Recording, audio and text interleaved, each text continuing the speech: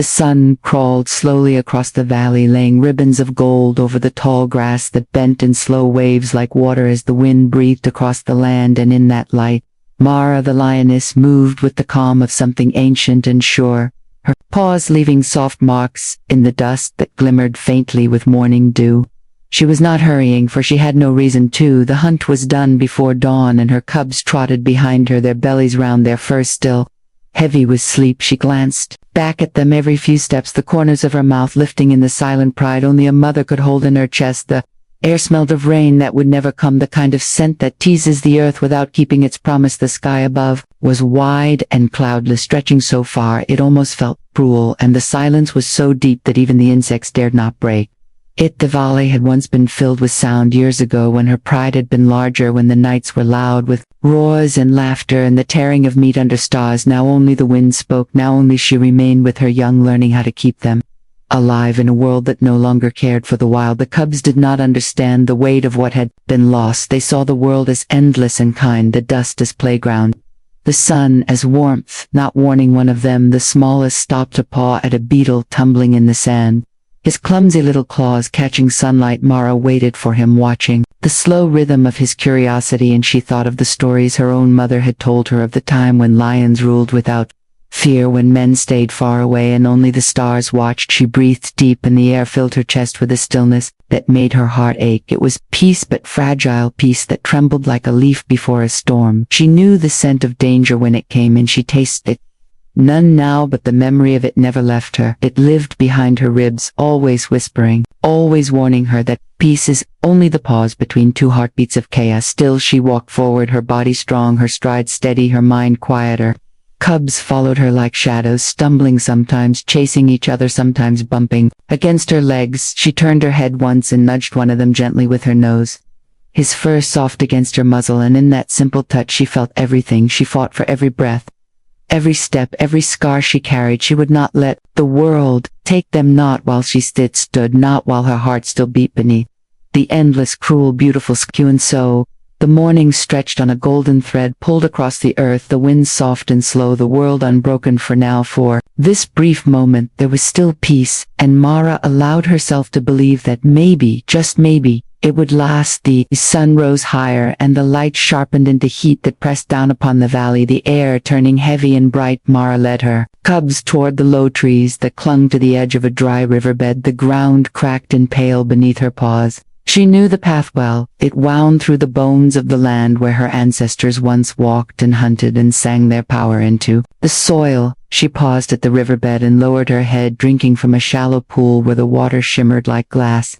The cubs watched her, their small tongues flicking at the surface, their reflections rippling and vanishing as quickly as they formed. When they were done, she stood tall and faced them, her golden fur rippling with the light of the sun.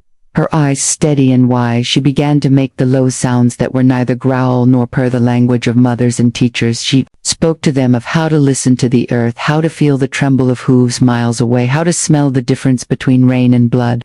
She told them the wind never lies, that every gust carries a message from the unseen. She showed them how to crouch low, how to move when the grass is high, how to freeze when the world demands silence. The cubs listened, their ears flicking, their eyes wide. They tried to copy her movements. One of them crouched too fast and rolled into the dirt. Another tripped over his brother's tail. Mara watched without anger, only patience, for she knew the wild teaches best through mistakes. She moved to them, slowly correcting each motion, nudging them, guiding them, shaping their bodies into memory. She could see her future in their small forms, and it gave her hope that maybe the wild would not forget her kind entirely.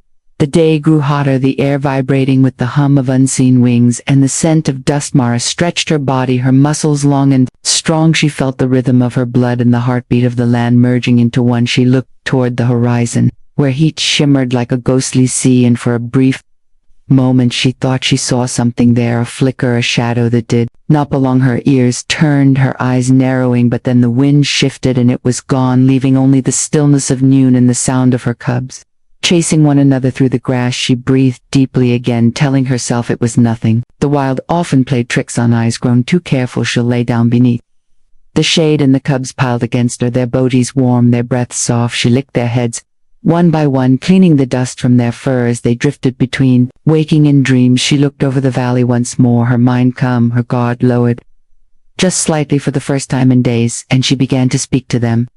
Again, her voice slow, her words full of love, but before she could finish the sentence, the wind shifted again, carrying with it a scent she did not yet understand. The wind moved strangely now, whispering through the grass with a sound that did not belong.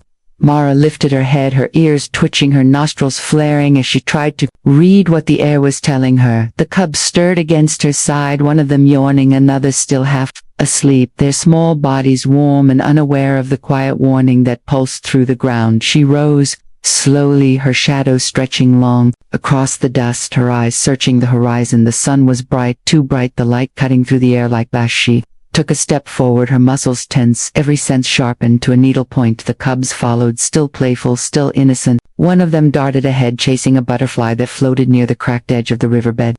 Mara called to him in a low growl, a mother's tone of gentle command. But before the cub could turn, the world tore apart with a sound louder than thunder. The shot echoed across the valley, tearing through the silence, ripping through the air and time itself. Mara's body jerked as the bullet found her. She did not cry out, she only looked down at her cubs. The sound of their small gasps, the thud of her fall filling the earth around them. The dust rose in golden clouds around her fur. The butterfly fluttered once and vanished into the sky. The cubs froze, their eyes wide, their breathing shallow. They did not understand the meaning of the noise or why. Their mother lay still, her chest no longer rising and falling. The wind stopped moving, even the birds went silent. It was as if the world itself held its breath, waiting to see what came next. From beyond the grass, a shadow moved, the figure of a man stepping forward, one cautious step at a time, his face pale under the weight of the sun, his hands trembling around the metal that still smoked. He looked at what he had done, his eyes flicking from the lioness to the cubs who stared back at him without sound, without fear, only a deep, unblinking gaze that made his heart twist. He tried to speak, but no words came. His mouth opened and closed, his throat dry. The rifle heavy and alien in his grip. He had thought he was hunting for sport, but standing there before the still body of the mother and the living fire in the eyes of her young, he felt something ancient awaken inside him, something that burned hotter than The cubs began to move closer, not running, not crying, just moving with the slow, united rhythm of something that understood without needing to be told. Their small paws pressing into the dust, their eyes fixed on the man who had broken their world. The man took a step back, his breath uneven in the silence around him, growing louder with every heartbeat as the cubs closed the distance between them, and the truth he could no longer escape. The valley held its breath as the dust began to settle around the fallen lioness, her golden fur dulled beneath the weight of silence. The air hung heavy, unmoving, thick with the scent of iron and sunburned earth. The cubs stood close, their small forms outlined by light, their eyes wide and dark. The smallest took a step forward, his paw brushing the edge of her mane, and then another step until his face was pressed against her still shoulder, his nose searching for warmth that was already fading away. He did not understand death. He only knew that the breath he used to hear was gone, that the steady hum of safety that had filled his world was now missing, and the emptiness it left was too large to measure.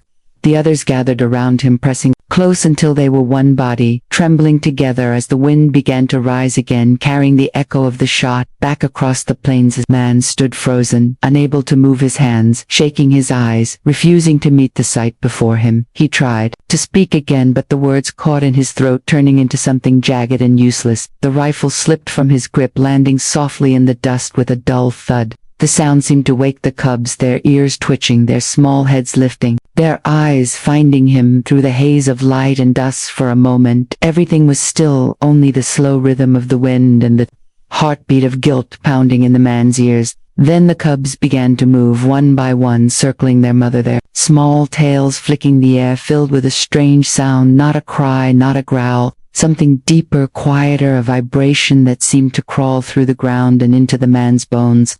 It was as if they were speaking in a language he was never meant to understand. He stumbled backward, his feet catching on a route, his body jerking as fear began to rise through his chest like smoke. His breath came short, uneven, his vision blurring with light and tears. He wanted to run, but something in their eyes held him there. Their gaze was not angry, not wild. It was steady, calm, unblinking, the kind of gaze that saw everything, even the parts of a man that he hid from himself. The cubs continued to move, their whispers growing softer, lower, like a heartbeat. Slowing to a final rest, they brushed their bodies against their mother's side. One last time before turning their attention fully toward the man, their small faces lifted the air around them, humming with something unseen, something that made the man's knees weaken. He sank slowly to the ground, his palms pressing into the dust, his breath catching in his chest. He felt the weight of the moment crushing him, heavier than any storm, heavier than any sin he could name. The cubs watched him there, silence more powerful than any roar, and in that silence he began to understand what he had taken, what could never be. Returned. The man stayed on his knees, the dust rising softly around him like smoke from an unseen fire. The world around him was silent, except for the faint rustle of grass and the quiet breathing of the cubs who stood watching him. The sun burned high and bright above the valley, but he felt no warmth, only the chill of something hollow growing in his chest. He tried to look away from the body of the lioness, but his eyes kept finding her, the stillness of her form, the soft shimmer of her mane, now touched by flies and dusty. Wanted to speak, to say he was sorry, but there was no sound left in him. His throat felt raw, his mouth dry, his words lost before they could even form. His mind ran in circles, chasing excuses, explanations, anything that could make sense of the madness that had brought him here, but nothing came, only the echo of the shot ringing again and again inside his skull, each time louder, sharper, cutting deeper until it felt like the earth itself was judging him. Cubs began to move, then slow and sure, their paws making almost no sound as they circled their mother and then stepped toward him, their eyes locked on his face. The smallest tilted its head as if studying him, trying to understand what kind of creature he was. The man did not move, he could not. His fear was no longer the kind that makes a man run, it was the kind that roots him in place, the kind that forces him to face what he has done. The wind shifted, carrying the scent of blood and smoke and something else. Something older than either. It wrapped around him, whispering through the grass and the bones of the land, and he could swear he heard voices, low and rhythmic like chanting, but softer, like breath on the back of his neck. The cubs drew closer, their bodies tense but calm, their tails low, their eyes reflecting the sun like shards of amber. He whispered finally, though he did not mean to. It was not a word, only a sound, half a breath, half a prayer. The cubs stopped, their ears flicking toward him. One of them stepped forward and let out a sound that was not a growl, not a cry, but a low, pulsing hum that seemed to rise from deep within the earth. The others joined, the air trembling with the strange rhythm. It was not loud yet. It filled everything. It moved through him, through the soil, through the silence, until even the wind seemed to pause to listen. The man's heart pounded, his chest tight, his hands trembling against the ground. He wanted to close his eyes but could not. He felt the hum sliding into him like a memory he had forgotten, like something buried beneath years of noise and sin. The cubs stared, their eyes deep pools of gold and shadow, and he understood then that this was no ordinary moment, no accident, no mere act of violence. It was something more, something that demanded his soul to wake and remember what it once feared. The hum lingered in the air, a sound that did not fade but settled into the bones of the valley. The man could feel it moving through him like a second heartbeat, slow, deep, endless. The cubs stood still, their small bodies glowing faintly under the hard sun, their eyes reflecting a light that seemed not to come from the sky but from somewhere within the earth itself. The man felt his pulse stumble as he tried to breathe, his thoughts running wild like startled birds, scattering in every direction. Without sense or Patani had come to the valley to hunt, he told himself again and again, as if repetition could change truth, as if saying it would make it sound less cruel. He had come for the thrill, for the prize, for the photograph that would hang above his fireplace. He had told his friends that lions were beasts, that the world no longer needed them, that progress demanded their end. But now, staring at the cubs standing before him, he saw no beasts, only mirrors showing him what he had become. The air grew heavier, the hum deepening, as the cubs began to move again, one step, then another, the smallest brushing its side against its mother's still body before lifting its head to look at the man, its eyes so steady, so knowing that he felt his chest tighten. The sound that filled the valley now was not only in the air but in the ground beneath him, vibrating through the dust, through the roots, through his own blood. It was a sound that spoke without words. He wanted to stand, but his legs refused. He wanted to run, but the weight of their gaze held him there. His heart beat faster, and the world seemed to blur around the ages. The light bending, the heat trembling, the cubs growing closer until he could see the dust clinging to their whiskers and the thin rise and fall of their sides. With every breath, he could smell the dry scent of earth and fur and sun. He could hear their faint breathing, each inhale, each exhale, like the turning of a wheel that could not be stopped. Then it happened. The whispers began, soft at first, barely more than the rustle of leaves. Their mouths did not move yet. The sound was there, curling through the air, wrapping around him. Their voices blended together, neither male nor female, neither young nor old. It was the sound of the wild itself, speaking to the trespasser, to the thief, to the man who had taken what was not his to take. He covered his ears, but it did nothing. The sound was not outside him, it was within his mind, within his blood. He could feel every word, though he did not understand their language. It was not speech, it was memory, it was warning, it was forgiveness and judgment all at once. He began to shake, his body trembling, his breath shallow, as he realized that nothing he could say, nothing he could ever do, would silence what he had awakened. Asterisks. The man trembled as the whispers grew stronger, flowing through him like water through cracks in stone, the sound no longer outside but inside his head. His veins, his breath, his heartbeat, every pulse echoing with the rhythm of something older than speech. To the cubs moved closer, their eyes fixed upon him, glowing softly in the dimming light of the sun, which had begun to lower behind the ridges, the valley slowly shifting from gold to fire to shadow. He could see their reflections dancing in the surface of his tears, the small bodies still but powerful, their silence speaking louder than any roar. The whispers twined through his thoughts, showing him flashes of things he had never lived. The haunt of the ancestors, the roar of the pride, the ancient songs sung under stars when men still feared the wild instead of trying to own it. He saw through their eyes, saw the world not as prey and hunter but as breath and blood, as balance and belonging, and the realization cut through him sharper than any bullet. The rifle lay in the dust beside him, its metal dull, lifeless, meaningless. He stared at it with loathing, the object that had promised power, now nothing more than a relic of ignorance. He reached toward it, then stopped, his hand trembling, his fingers curling away as if the mere thought of touching it again would burn him. The whispers grew softer, now slower, deeper, like a tide pulling back from the shore, leaving behind the truth written in swamp. The cubs began to move in a slow circle around him, their paws pressing gently into the dirt, their bodies gliding through the air like shadows in motion, their eyes never leaving his face. He felt their presence not as threat but as judgment, and somehow also mercy. One of them stopped before him, so close he could see the reflection of his own trembling face in its eyes, a reflection that shifted, flickered, as though the boundary between man and beast were melting into one. The whispers rose again, this time like a breath drawn before speech, the air thick and heavy with it, and then they spoke, not with words but with understanding. They told him that the wild remembers everything, every wound, every trespass, every kindness, every sin, and that the balance must always return. They told him that death is never final, that every fall feeds the living, and every hunter one day kneels before the hunted. He listened, unable to look away, the meaning carving itself into his heart. He began to weep silently, his tears mixing with the dust, his shoulders shaking as the weight of his life settled upon him. The cubs did not move, they simply watched until the last of the light faded from the sky.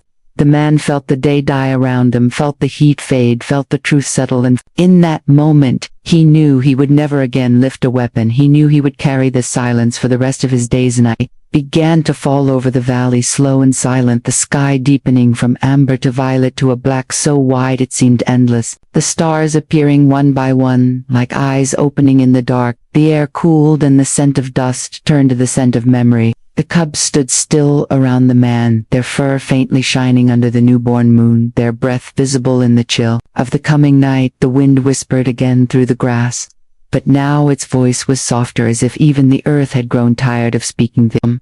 Man knelt in the dust, his hands pressed against the ground, his tears drying on his face, leaving trails of salt on his skin. His heart beat slower now, the fear gone, replaced by a hollow ache that pulsed in rhythm with the whispers that still lingered faintly in his chest. He looked at the fallen lioness, her body bathed in pale moonlight, and he felt something shift within him, something like a door opening somewhere deep, where words did not exist. He thought of his home far away, the walls, the lights, the laughter of friends who never understood the truth of the wild. He thought of the trophies, lined along the walls, of rooms that smelt of polish and smoke and lies. He thought of the nights he'd sat proud, telling stories of hunts, of kills, of glory, and how small those words seemed now, how empty, how shameful they sounded against the silence of the valley. He thought of every life he had taken and how each one must have left a scar, not on the world but on his soul. The cubs moved again, their paws silent as falling ash. One by one they stepped closer until he could feel the warmth of their breath against his face. The smallest tilted its head and blinked, slowly, as if in forgiveness or warning or both. The man lowered his gaze, unable to bear the weight of their eyes. He whispered, "I am sorry," though the words were not meant for them but for everything. The sound vanished into the night, swallowed by the wind. But the cubs seemed to hear, for they answered with a sound too soft to emit. It was not growl, nor hum, nor sigh. It was something between breath and music, something that carried through the air like a promise, like a curse. The sound wrapped around him, filling the empty space inside his chest until he could feel it vibrating through his bones. It was not anger, it was not vengeance. It was truth, and in that truth, he found both mercy and pain. He felt himself unravel, his body trembling as if every sin were being pulled from his flesh strand by strand. The cubs stepped back, their eyes glowing faintly gold beneath the stars. The whispers faded, leaving only the wind and the steady song of crickets. The man lifted his head, his eyes red and hollow, his heart stripped bare. He felt smaller than he had ever been, smaller than the dust, smaller than the night itself, and in that smallness he finally understood the meaning of the silence that surrounded him. The night grew deeper and the stars turned slowly above the valley like silent witnesses. The wind moved gently through the grass, carrying the faint scent of dust and ash and sorrow. The cubs stood still, their shapes silver under the moonlight, their eyes like small fires that refused to die. The man remained kneeling, his hands sunk into the soil as though he could find forgiveness buried there beneath his fingertips. The air around him was heavy but calm, the kind of stillness that comes after the storm when the world holds its breath, waiting to see what will remain. The lioness lay where she had fallen, her body glowing faintly in the pale light, her mane rippling softly with the passing breeze. She seemed no longer broken but returned to something greater. Her silence was not death but peace. The cubs turned to her one by one, pressing their heads against her fur, whispering sounds that were neither words nor cries but something in between, something only the earth could hear and answer. They stayed that way for a long time, as if time itself had slowed to watch them say goodbye. The man could not look away. His chest ached with the weight of what he saw. He wished to rise, but his body would not obey. He felt drained, empty, yet full of a strange new pulse that was not his alone. It was the pulse of the land, the beat of the wild moving through him. He realized then that he was no longer separate from it, that the shot he had fired had broken more than flesh. It had broken the wall between worlds. The cubs finished their silent farewell and turned toward him again, their eyes steady, calm, endless. They began to move around him, their steps slow, deliberate, their tails low, their voices rising again. That same hum, that same low whisper that crawled beneath the skin of the night. It wrapped around him like smoke, like mist, like breath, and he felt his mind slipping, his heart slowing, his tears falling freely into the dirt. The cubs circled closer, their breath warm against his skin, their eyes glowing brighter with each pass. He heard his name, though it was not spoken in words. He heard the truth, though it came without language. He bowed his head and whispered, "Forgive me," but the sound was lost to the wind. The cubs stopped, and for a heartbeat the valley went silent, utterly still. And then the smallest stepped forward, pressed its head against his chest and held it there. The man froze, his body trembling, as he felt a deep, slow rhythm pass from the cub into him, the pulse of the wild, steady, ancient, eternal. It filled him until he could feel nothing else, until he no longer knew where he ended and the land began. When he opened his eyes, the cubs were gone. The body of the lioness was gone. Only the dust remained swirling gently beneath the moonlight. The rifle lay beside him, untouched, forgotten. The man rose slowly, his face streaked with dirt and tears. The wind moved softly through the valley, carrying with it the sound of whispers fading into the distance. He turned his eyes to the horizon and began to walk, never once looking back, and the night closed behind him like a dream that would never end. Asterisk.